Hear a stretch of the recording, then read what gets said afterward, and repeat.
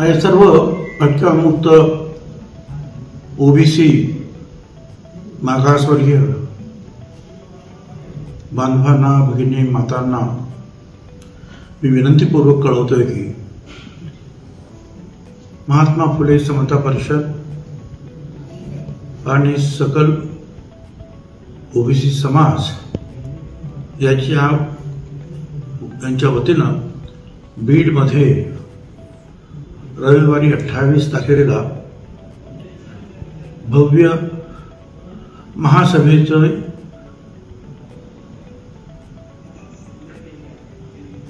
प्रयोजन आपण ठरवलेलं होतं. असंख्य गावागावातून कार्यकर्ते, बीडचे अनेक आमचे कार्यकर्ते, सुभाषराव असतील, सत्संग मुंडे आहेत, बापू भुजबळ आहेत, नागेश लोढे आहेत, असे अनेक रात्रंदिवस त्या भागामध्ये जे आहेत गावोगावी जाऊन या संदर्भातली जनजागृती आतापर्यंत गेली 8 दिवस ते करत आहेत. आणि या महासभेमध्ये आपण सगळ्यांना सांगणार होतो की हा जो GR 2 सप्टेंबरला महाराष्ट्र सरकारनं मंजूर केला त्याच्यामुळे कसं ओबीसीचं नुकसान होत आहे नंबर 1, आणि तो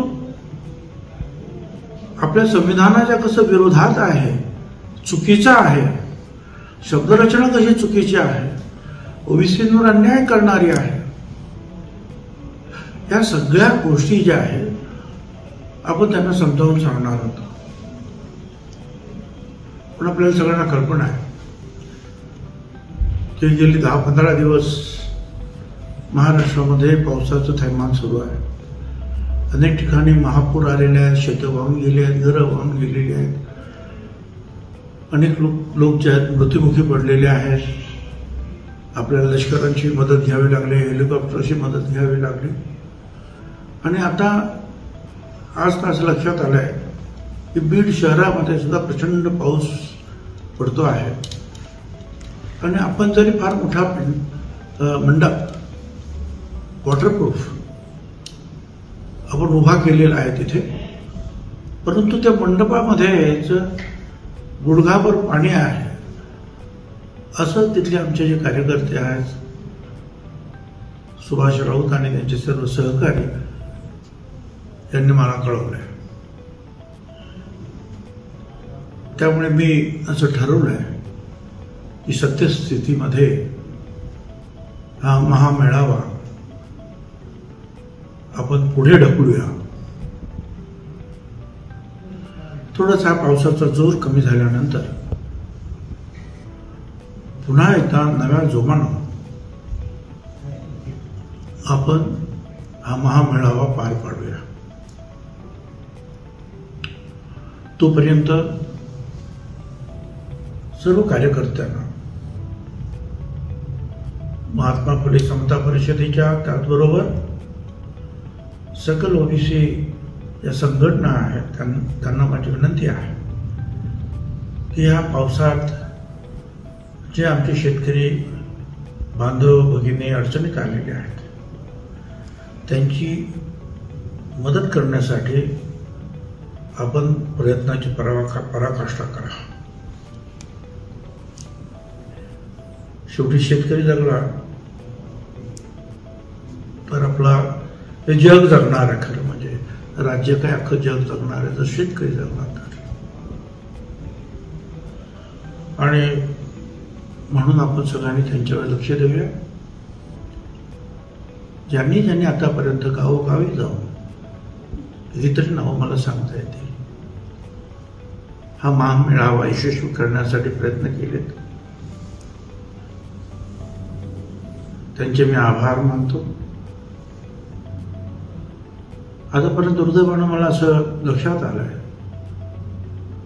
की या शासन निर्णयामुळे ओबीसीचं आरक्षण संपलंय असं मनात धरून 10 ते 11 आमच्या तरुणांनी जे आत्महत्या केली आहे. माझी त्यांना सुद्धा हात जोडून विनंती आहे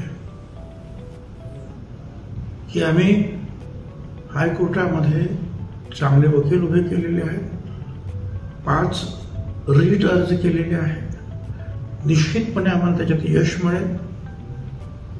रस्त्यावर सुद्धा लढायची माझी तयारी असताना पावसामुळे आपल्याला थांबावं लागतं आहे.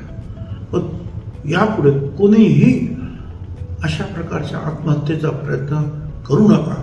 आपण लढूया, खांद्याला खांदा लावून लढूया आणि ओबीसी आणि भटक्या विमुक्त या सर्व गरीब समाजाचा सांभाळ करण्याचा, त्यांना मिळालेले जे अधिकार आहे त्याचं संरक्षण करण्याचं काम आपण हातात हात घालून करूया अशी मी आपल्या सगळ्यांना विनंती करतो. आणि लवकरच पुढची तारीख या महासभेची, महामेळाव्याची मी जाहीर करेन. धन्यवाद. जय ज्योती, जय क्रांती. नवीन घडामोडी पाहण्यासाठी आजच आम्ही मुंबईकर 24 तासला लाईक करा, सबस्क्राईब करा आणि अपडेट रहा.